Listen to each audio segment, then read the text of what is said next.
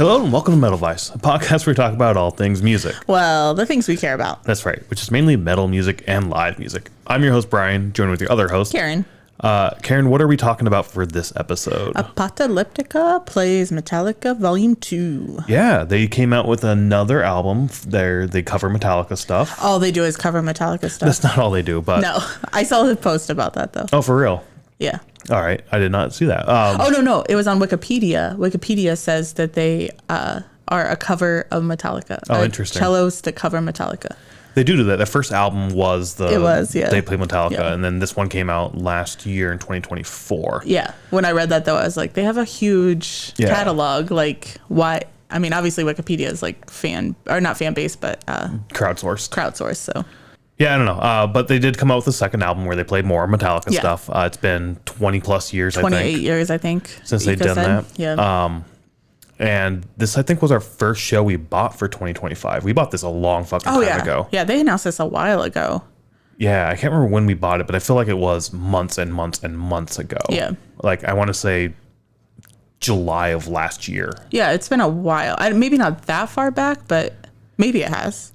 Yeah, I'm not sure. But we can go and find that out, but we're not going to. No, we're not going to.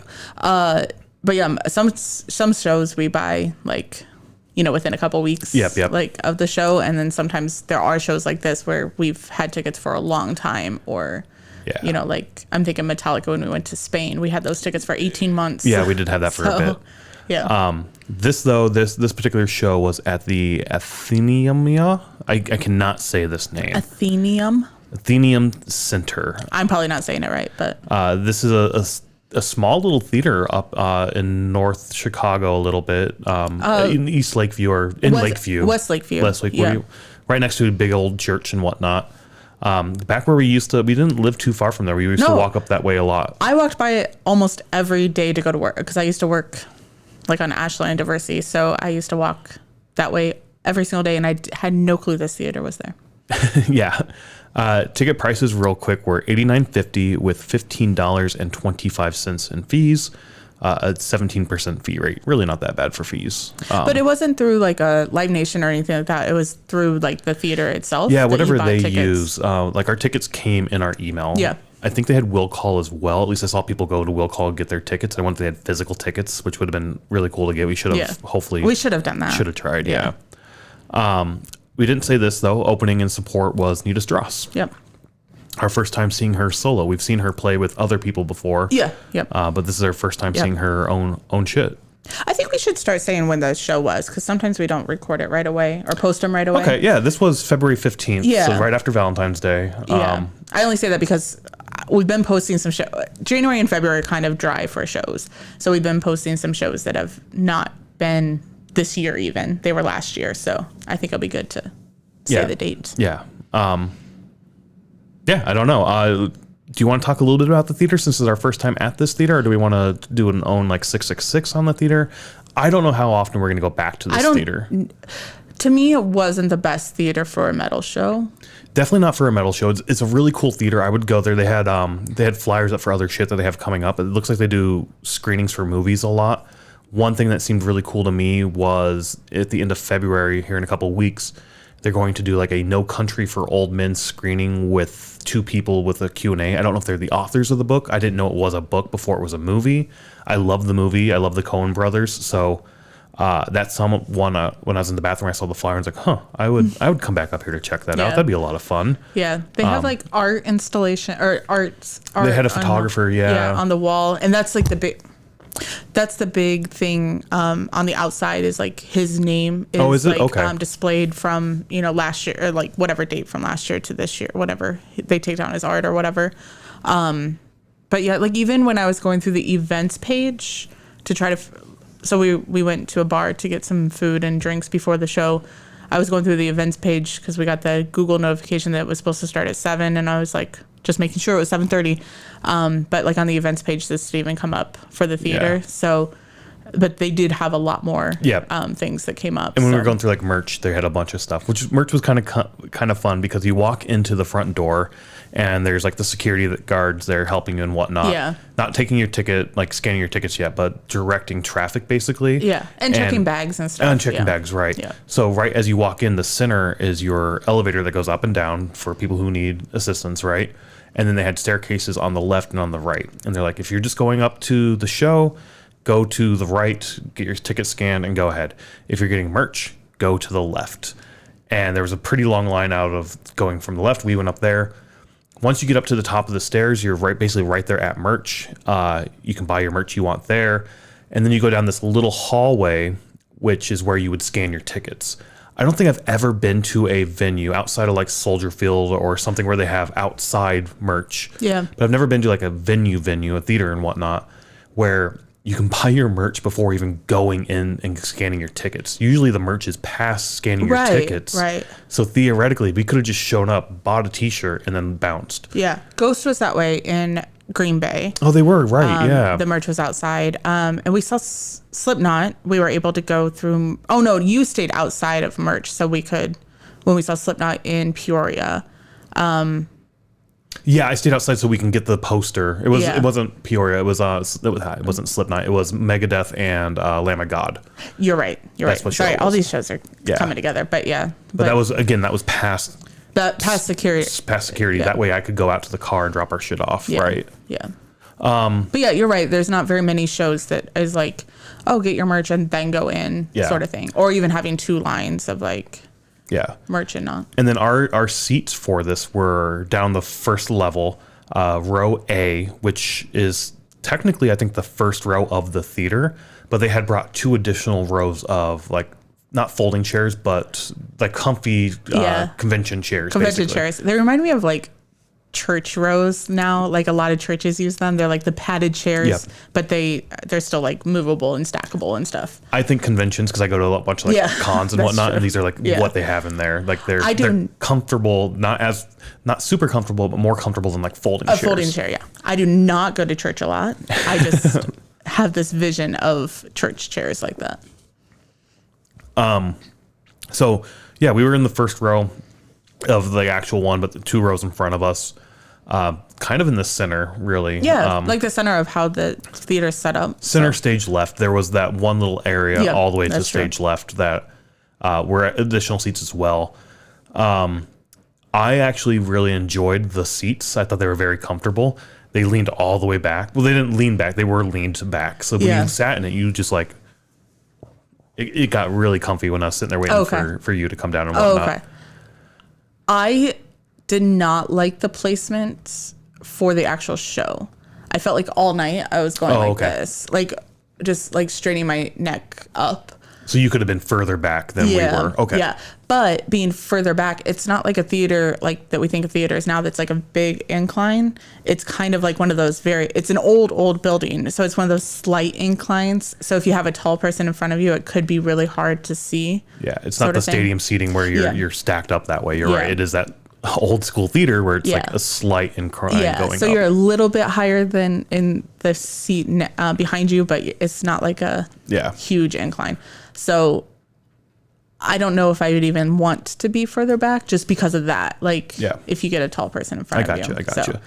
The balcony also, we didn't go up there, but there was a balcony as well. I wonder if we could have without balcony tickets. I bet we could have. Just to walk around. I bet so. Yeah. It seemed pretty large when we were up there. If I end up going back for that screening, I'll tell you what it's like. Yeah. But it seemed pretty large from whenever I looked up there. It seemed like there were a lot of people. And this was a sold out show as well. Yep.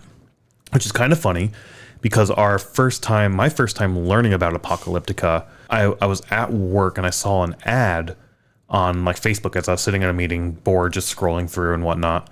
And it said, Apocalyptica plays Metallica. And I was like, oh shit, awesome. It's going to be I think I knew Apocalyptica because they did the song with Corey Taylor, I'm Not Jesus. And I loved that song. So I knew that song. I knew who they were. I've at least heard the name. And then I saw they were playing Metallica back in 2016, somewhere around there. I think it was 2016, yeah.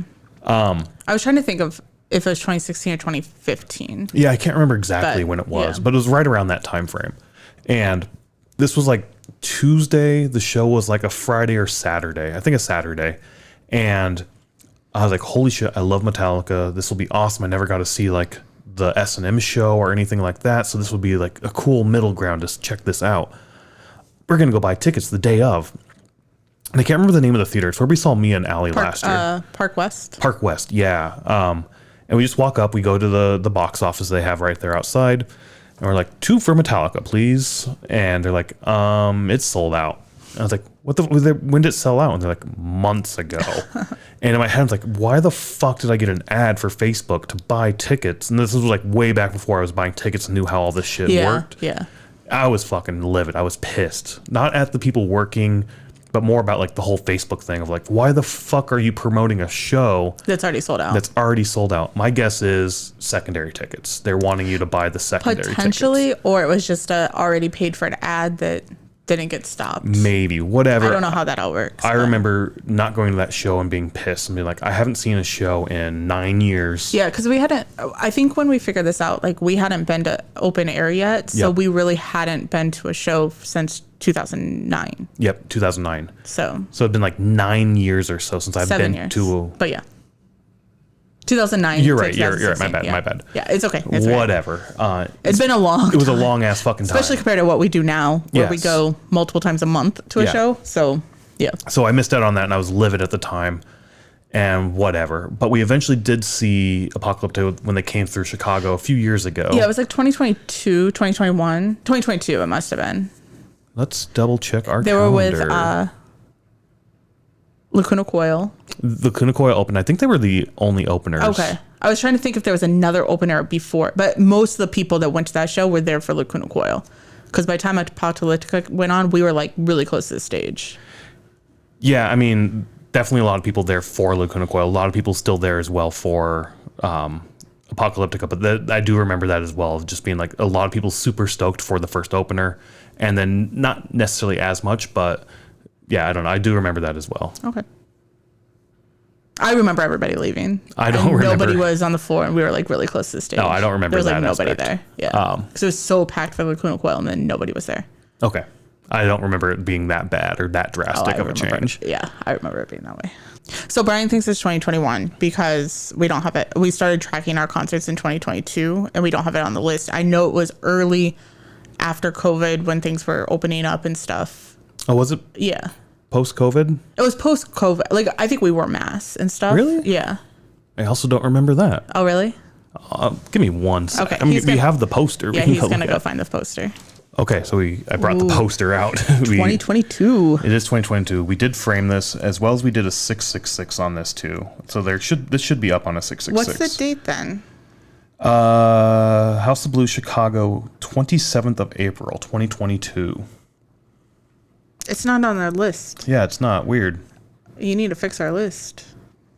Okay. I mean, we just started this back in 2022, so it's definitely not perfect. And the whole spreadsheet has changed over time. Yeah. And in 2022, when we decided to do all this, like the playlist, the podcast, the tracking the concerts, all this stuff, we kind of went back and tried to put as much as we could remember on here. Yeah. So I do remember getting this poster because we wanted to get this when we were starting to get posters at shows, especially Metallica shows. I think that was the main one. Mm-hmm. And I was hoping that Apocalyptica would have it, knowing that they, play a lot of Metallica shit. But they didn't have any posters, and they didn't have posters this time around either. But Lacuna Coil did, so we ended up getting this, and this was pretty cheap if I remember, like $25 maybe for like the signed poster. But like I said, we did a 666 on this. Maybe we'll throw a link up or something. I don't know. Anyway, that was the first time we were going to see Apocalyptica. It's the second time we saw or the first time we actually did see Apocalyptica. And then when they announced this, super excited to, finally get this. The album came out. We bought the album, listened to it a few times. I like it. It's really cool. I really do enjoy, their music, and I do enjoy their renditions of Metallica songs. I do too. Like, I mean, obviously we know the Metallica songs pretty well. I do like the cello renditions of those songs and just giving a different light to them. Yeah.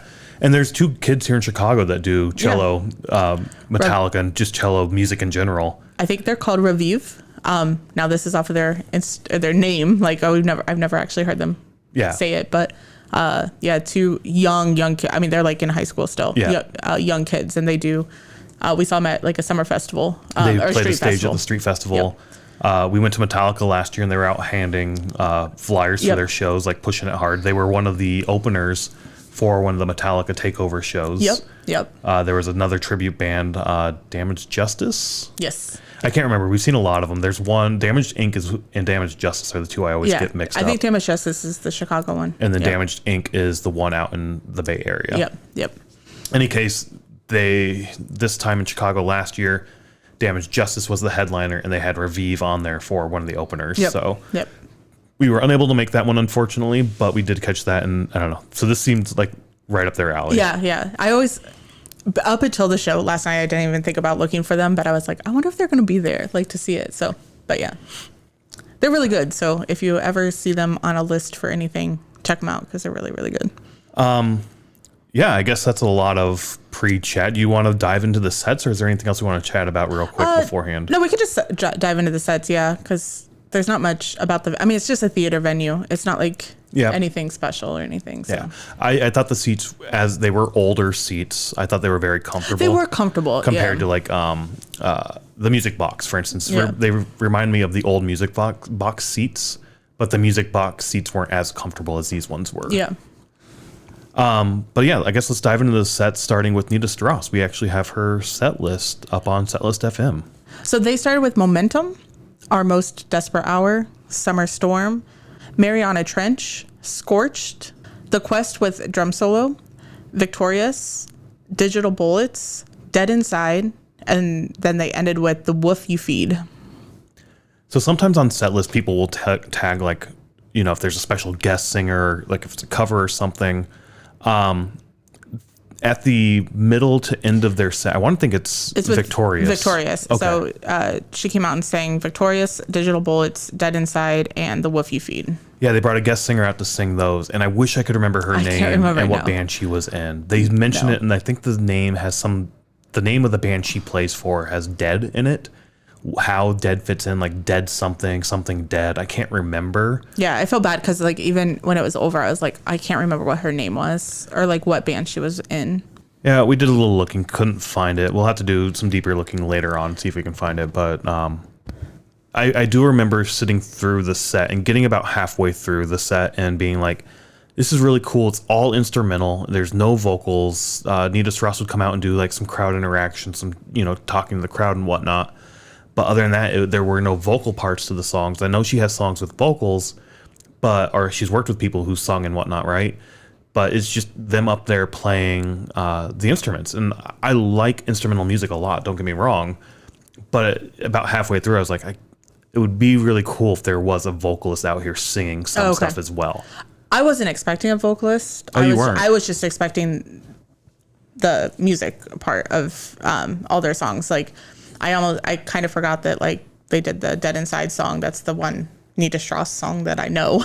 But yeah, like I expected to not have vocals all night. But no, by that time I didn't necessarily expect it at that point. I had just hoped there were going to be vocals or vocalists up there singing. Yeah. And then and somewhere in the middle, she's also like, we'll give you a chance to sing along. Oh, okay. So I didn't know if that was like a song that like everybody knows this song. And when I start playing it, they'll just sing it. Yeah. Or if there was going to be vocals that came out. I thought it was the former. I thought the crowd would just know it and start singing. Yeah. So I said in my head, I'm like, what song is it going to be? Because I don't know any. Yeah. What the fuck? Yeah, like is it going to be a cover of a song that we all know or something like that? Yeah. And then it's like, all right, is it a Metallica cover? Because like it's going to be a Metallica night for Apocalyptica. Like what's going on here? But no, she brought out this vocalist, and again, we'll try to find her name and maybe throw it up if we can get that done. Yeah, if we do, I'll put it up on the screen. Or you'll put it up on the screen. I'll tag where it needs to go. Yeah, but she came out and started singing. The first track she played was decent. It wasn't the greatest song. I didn't think she was the greatest singer or whatnot, but it was better. I liked it with the music with the singing aspect to it. Yeah, and I don't know the song with whoever sang it on the recording or like when they recorded it or who's the guest singer for the song, so it was fine. But then after that, which would probably be Digital Bullets at that point, she starts going into her growl and her deeper sort of angry voice. And it's like, holy shit, this is so much, like, I liked that vocal style so much better with that music. With the melodic coming in as well. So it was like the growls with the melodic. Yeah. I really enjoyed that as well too. So, and that's how Digital Bullets, Dead Inside, and the Woof You Feed were. So it was a little bit better. And I agree. I like that when you can start going from like the softer singing and then into the growls and back and forth. I love when singers can do that. And when artists do that. So it doesn't have to be one singer doing both bits, but like melding those two sort of, you know, hard and soft, harsh and, you know, clean and dirty vocals or whatnot. Like, however you want to say it. Melding those together. I really like when that happens. So the second part of the set I enjoyed a lot more than that first part. Yeah, and I even think that the crowd got into it more, especially with Victorious. Like, I feel like a lot of the crowd knew the lyrics to Victorious. I maybe heard the song, but like I didn't know the lyrics. But I feel like that's when the crowd got into it as well. The crowd didn't get into it a whole lot. Like, there were a few people standing, but for the most part, everybody was sitting down. And they would come out and they'd like, the other guitar player would come out and he'd like, the second song is like, get up, you're in a rock show, let's go. And it made me laugh because later on when he came over to our section and stood in front of our section to play, he just sort of stood there and didn't do shit. He just like stood there and just played the guitar and looked out cold faced in the audience. And at one point I saw him like just give a little grin and then walk over to the other side and start like headbanging a little harder and whatnot. And to me that was like, oh, you're just sort of nodding at the crowd being like, you got to give me some energy if you want me to give you some energy type thing. And so when he did do that, like where he did the get up or whatever, I'm like, okay, sure, like, well, I'll get up. But then I noticed that the people behind us weren't standing up, and I was like, oh, I'm blocking their view. So that's when I sat back down. And granted, they could have stood up too, but yeah, it's a weird thought. Like, we typically, when we go to shows, don't gravitate toward the seated option of the shows. We like the pits. We like the standing only room area. You can move around. If you want to get close, you can get close. You can fight for, you know, rail and whatnot. We like the middle to back of the area when we're down there, but we like to be down in that. The crowd energy just feels different than it does in the seats the few times we've been there. And I thought the same thing. Like, I did stand up. I stood up for a lot more of Nita Strauss's set than you did. Yeah, I stood up until I noticed. Yeah, I noticed them too, and in my head I'm like, you could stand up if you want. But eventually I did sit down and then stood back up as well. I was wrestling with that in my head as well. Like, how do I do this? Yeah. I do remember going to a show last year, the Bobby Weir orchestra show with a buddy of mine. And we were in the way back balcony, and everybody around us was standing. The friend I went with was having leg issues and couldn't stand the entire time. So he ended up moving to a different section where people weren't standing, just a few rows over. And like, we were in one section, he went to the other section and down a couple of rows, where he could sit in an empty seat and still watch the performance because his leg wasn't, you know, working all that well at that time. So I understand why people pick the seats and want to be in the seats, and they're upset if people like stand and block their view. I can get that.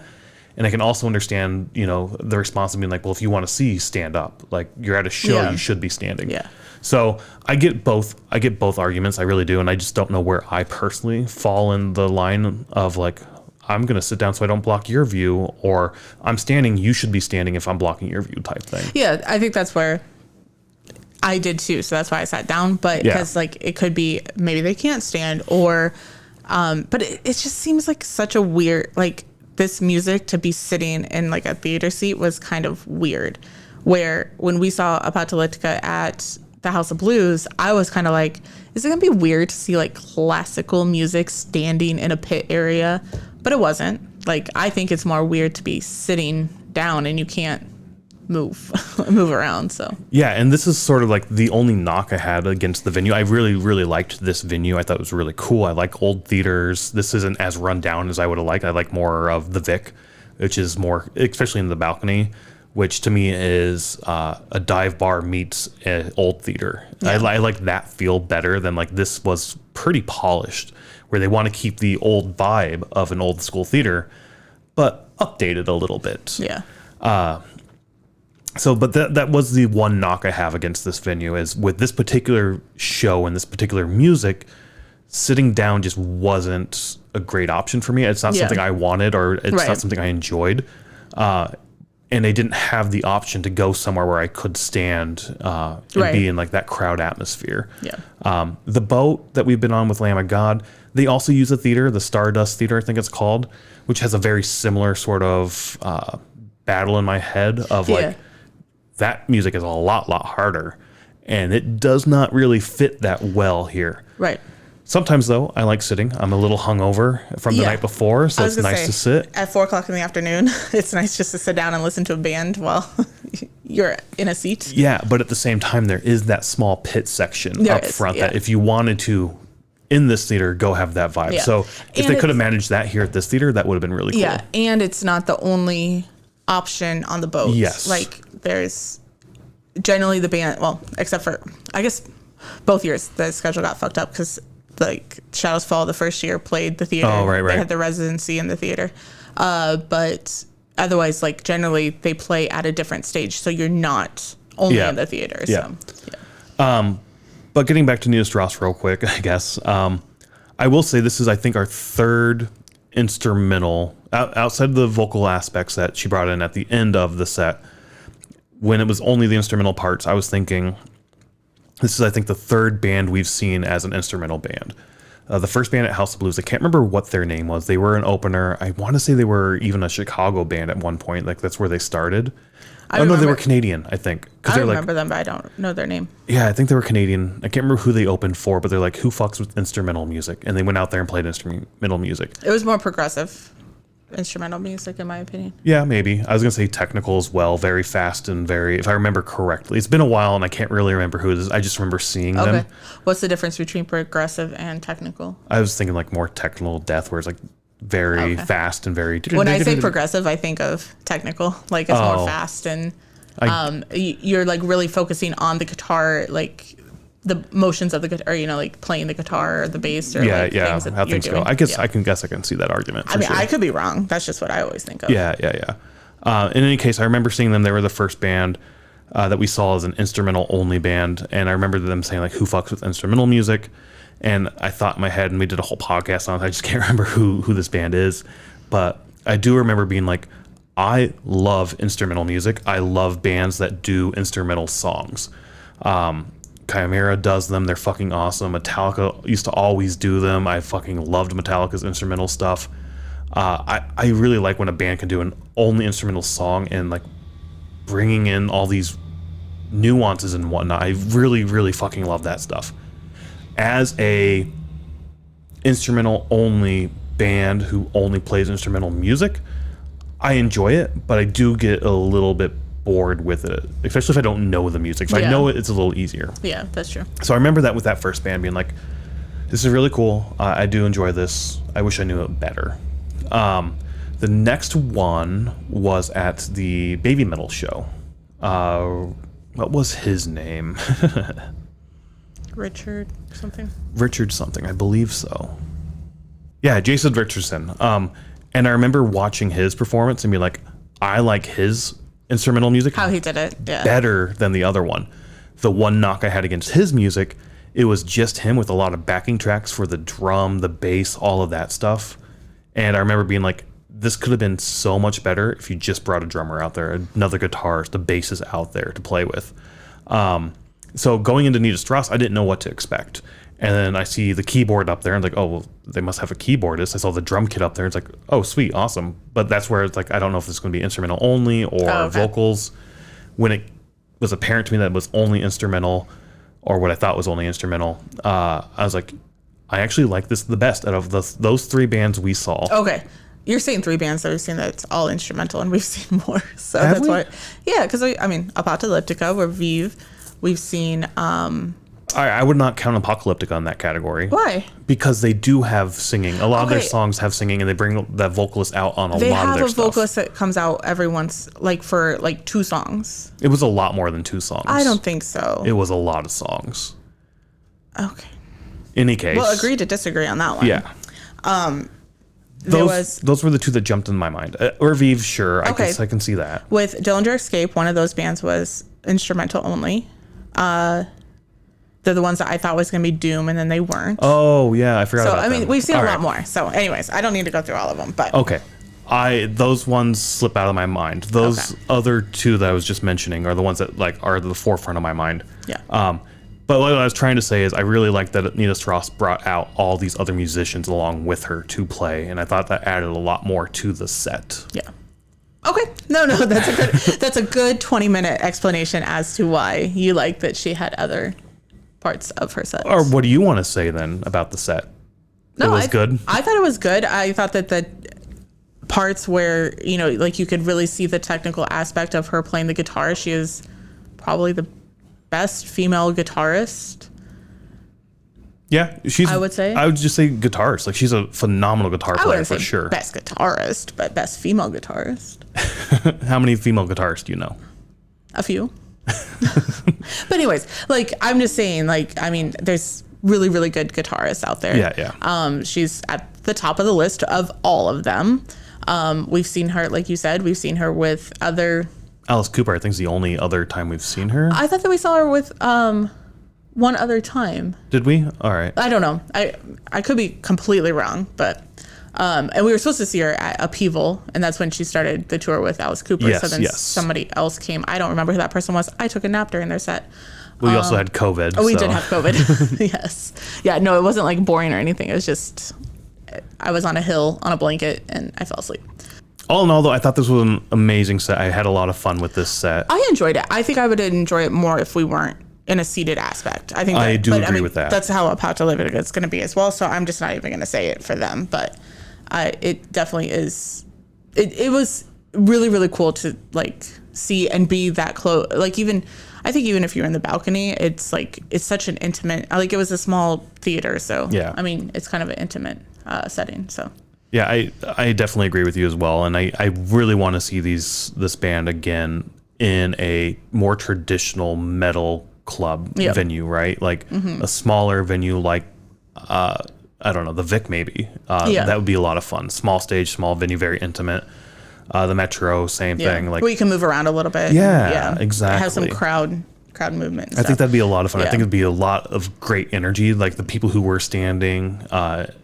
Were fucking getting super into it. Like it was a good vibe for sure. Yeah. Oh, and you also got a pick. Oh, I did. From this. Yeah. So she like throws the pick out, and a guy put right in front of us put his hand up to like catch it, and he didn't catch it, and it went. And then the people behind us started searching for it, and I was like, I don't think they found it, but it ended up being in my coat. It was just rolled up in a ball behind me in the chair. But we were grabbing our shit to leave, and then you like reach down in your coat, and like it's there, and all of that shit. Yeah, like I thought that it was potentially behind me in the chair. Like it didn't hit me or anything, but I was just like, I wonder if it's like behind us. And sure enough, it was. Every time I went to get like a beer or to the bathroom or something, I would walk back and I'd look at the ground around our seats. Like, all right, is it like under our seat or something? Because why else would everybody be looking for something? I didn't see her throw it out. I saw her throw it out to other people. Oh, okay. I just saw the one guy throw his hand up and like look and. No, that one I saw, but like, and that's when I realized I'm like, I am really bad at like eye hand in a, like, what did they call that? Like in baseball where. Eye hand coordination? Yeah, like where you had to like think fast sort of thing. Like. Reaction speed? Yeah, no, that's low on my part. So, yeah, we said it already. Awesome fucking set. I would love to see it again outside. Yeah. But I don't have anything else to say. Like all the musicians were fucking awesome. I don't know. I just can't wait to see it again.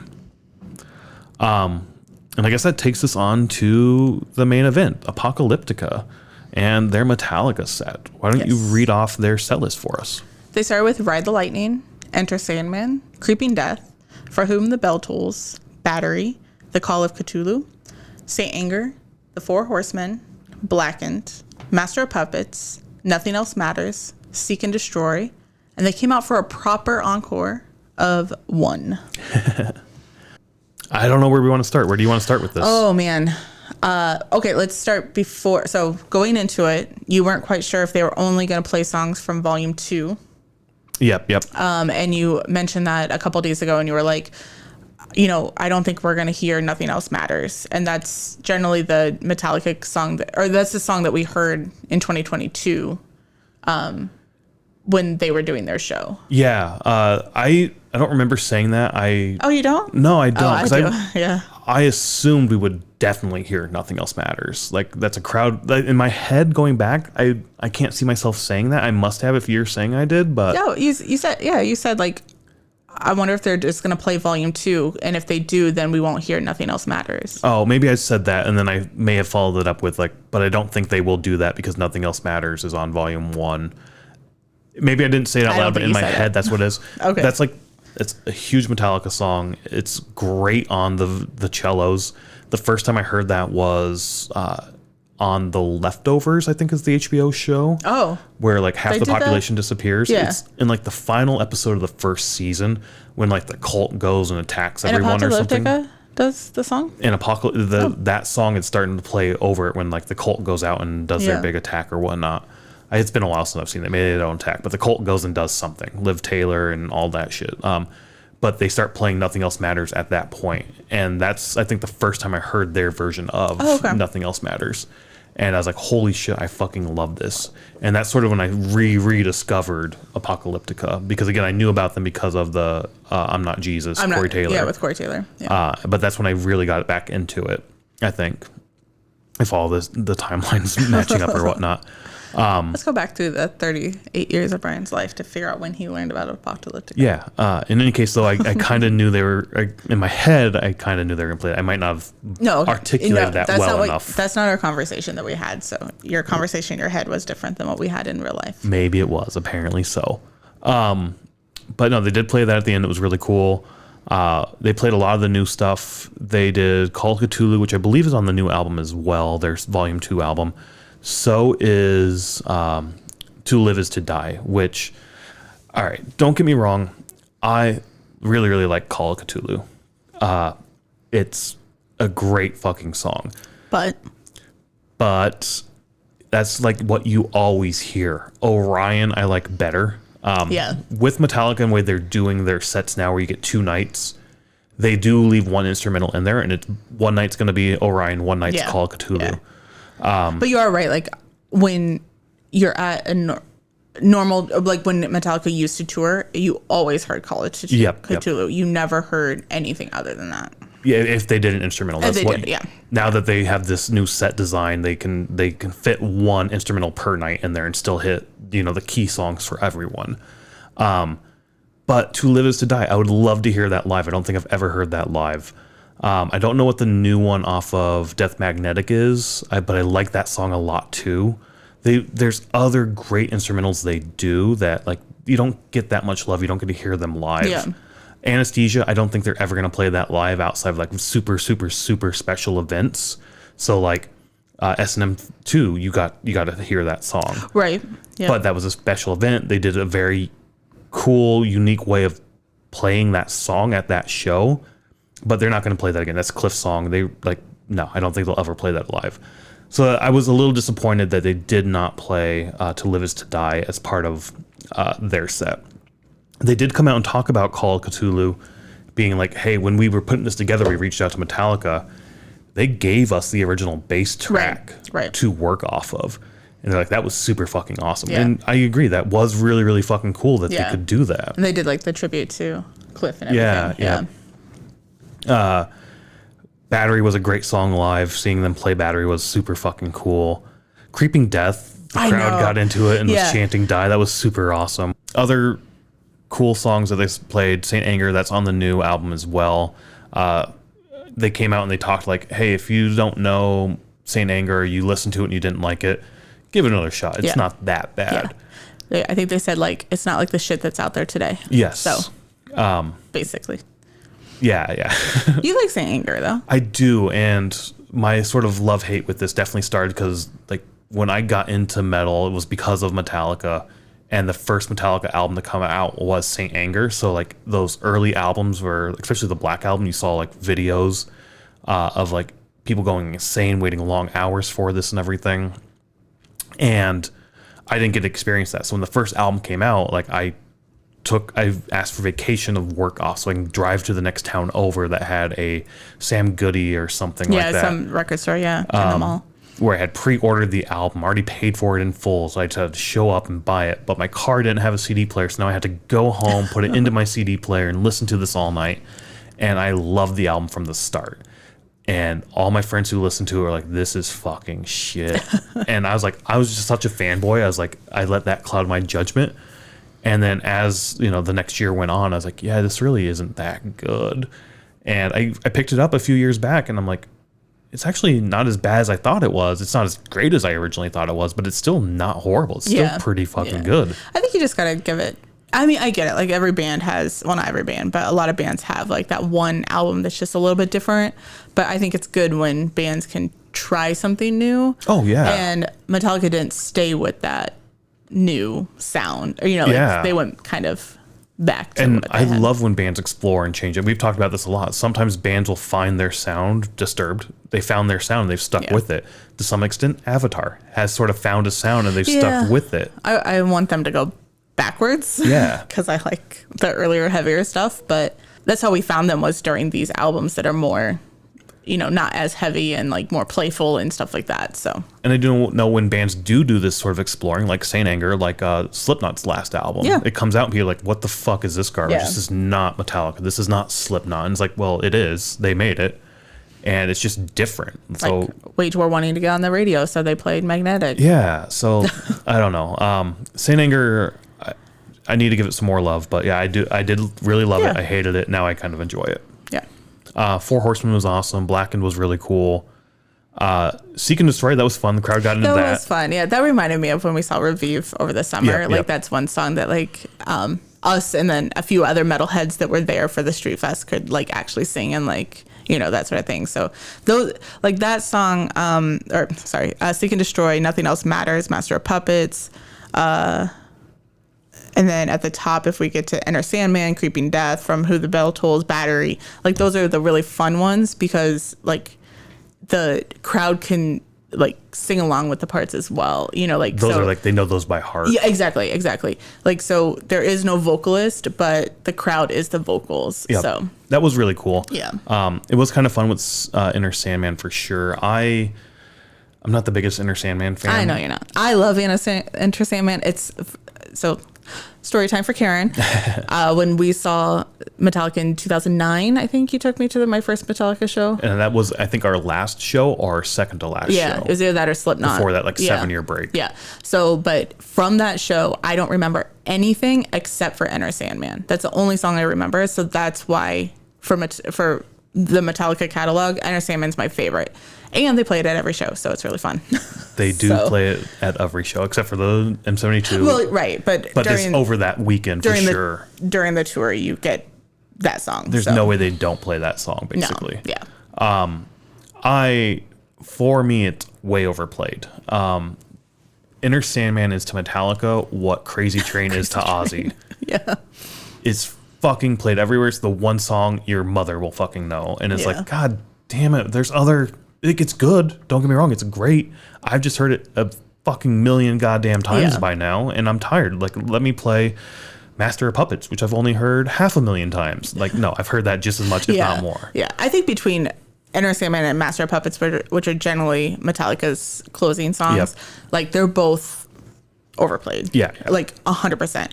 But it's kind of, it's that my introduction into Metallica that I really love it, so... And then I guess the last large one for me is One. That used to be my favorite song for the longest time. It's sort of shifted up and down. It's still toward the top of my list of favorite Metallica songs. With the caveat of this particular rendition of One. So on the Apocalyptica album, they have two versions. They have this version that they played, and they have the only instrumental.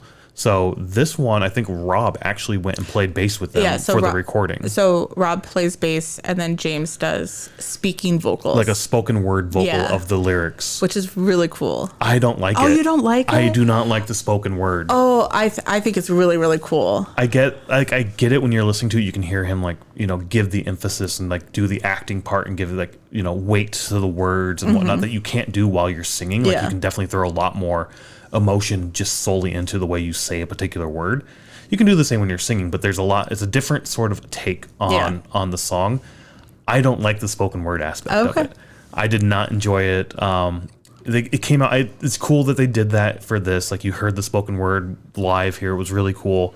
But yeah, I was not a fan of. I was a fan. I'm not a fan of that track, but I did really enjoy seeing it. If that makes sense.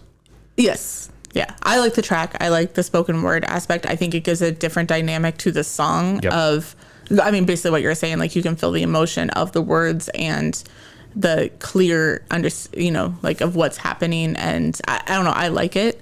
I also liked the couple that was sitting in front of us when James starts speaking. He, like, kind of looked over at the person he was with and was, like, so happy that James, to hear it. So I think that also just, like, seeing the interaction around us. But no, even, like, when we listen to it on vinyl, like, I like the spoken word aspect. So I mean, we're gonna put both of these sets up on our set list. Playlist. Playlist.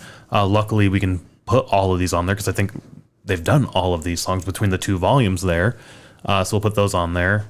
I'll put that spoken word version on the set list as well. If we see Metallica later this year, which I don't know if we will, we'll see what happens. We'll end up putting whatever they play because it's a different version, a different take. So we'll get both of those up there.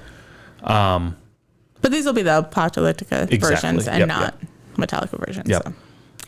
This is weird on Setlist FM. Like, it all has the name of the song and then Metallica cover. Metallica cover. Which is true. It's the truth. It is a Metallica cover, but it was Apocalyptica playing Metallica Volume 2. So, the last couple things for me real quick on this set before you can say your final words. About halfway through the set, I was kind of getting bored with it. Oh, really?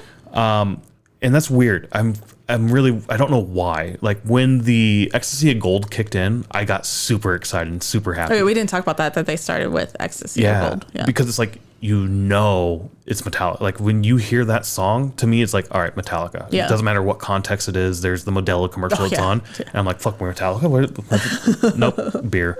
But I got super excited for that. And I got so pumped, so ready for it. And then they come out, to Ride the Lightning, and then straight into Inner Sandman, whatever, but then into Creeping Death, and then For Whom the Bell Tolls and Battery. I'm like, holy fuck, yes, let's go, let's get this going. Like, I'm so fucking pumped, amped, let's do this. But then about halfway through, it's like, this is fun. I like these songs. I like this rendition of these songs, this take on these songs that I love. But I kind of want just Apocalyptica music now. I don't want just Metallica covers. Like, play me some of your other music you have. Your catalog is so deep, so good. Yeah. The first show we saw where they would bring out the vocalist to sing, I don't think they sung I'm Not Jesus, but they sung some of the other... I Don't Care. I Don't Care. They did play I Don't Care. Yeah. And I was like, when they brought that out, I was like, I love these songs. These songs are so fucking good. I really wanted those to be sprinkled in. Luckily, at the end, Ika, I believe is his name, right? Mm-hmm. Comes out and he's like, hey, it's been a great night. We hope you enjoyed it. We've had a lot of fun with these songs. These songs mean a lot to us, or whatever he said, something along those lines, right? But then he says, we do other music, so we'll be back in town. And when we're back in town, please come check us out again because we do other music. And we play whatever the fuck we want. Yes. And so it was a cool sort of experience to see this show. But comparing this show to the first time we saw them, yeah, I would agree. I really liked the first show better. If we had seen this first, then the second show, I don't think I would have had that same thought halfway through this set of being like, I want some of your music. I see. Yeah. That's sort of my one sort of negative, but I get why they're only playing Metallica stuff. I'm just saying, all right, cool. That was the appetizer. I want your actual show now. Yeah, I do like I Don't Care a lot. So I secretly kind of wanted that going in, but I kind of knew it was going to be only Metallica, so I kind of wrote that off.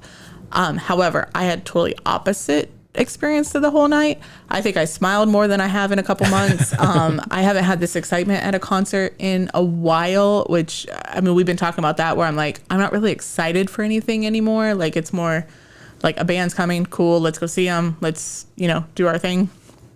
And this, I smiled the whole night. I enjoyed every single song. I, liked looking around at people around us and everything. Even this morning when I woke up, I felt like I had that concert high that people talk about, where it's like, oh my gosh, like I can't believe I saw that. And we had seen Apocalyptica before, so I mean, it's not like it's our first time seeing them or anything, but I'm just happy that I had that experience again where I was happy the whole time. You know, there was none. I actually didn't want it to be over. So once I knew it was coming to the end, because they only played for what, like an hour? It wasn't that long. Yeah, it wasn't that long of a set. Just over an hour probably.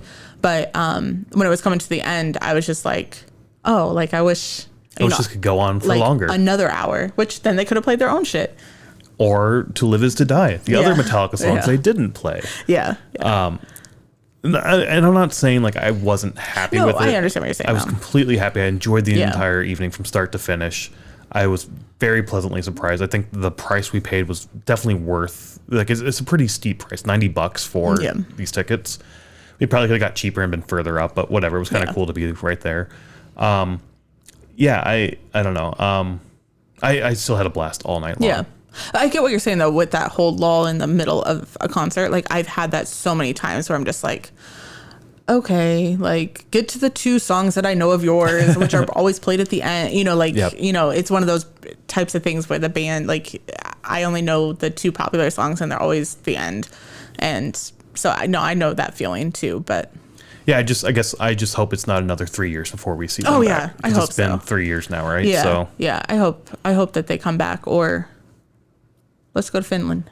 Let's go to Finland. Let's just fly there and see them. Let's just do that. That's not happening, just so everybody knows. This was a great show. Great artists, both Apocalyptica and Nita Strauss, musicians all around.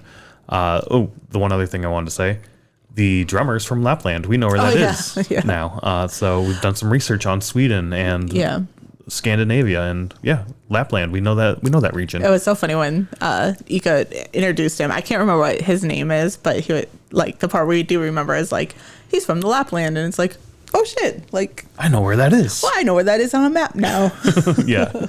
I think there was one other thing I wanted to say and I can't remember what it is. So whatever, it doesn't matter. Oh well. There's always something we'll forget, but yeah, I know. Great fucking night. I'm glad we got to go. Definitely one of the best shows we've seen in a little while for sure for me. But now I'm hungry for more music and there'll be more coming up. I know. I'm excited for the next couple shows. We have some shows that I'm excited for coming up, so it's going to be good. January was kind of a fill-in of like we need to go see some music, so now we have some shows that we're excited for. Yeah. And that's always the thing. Always going to be more music, even if we didn't, you don't make a show. There's always more music out there, and you just got to go out and try to find some music, listen to some music, and whatnot. So we'll catch you at the next show, hopefully. Yep. Bye.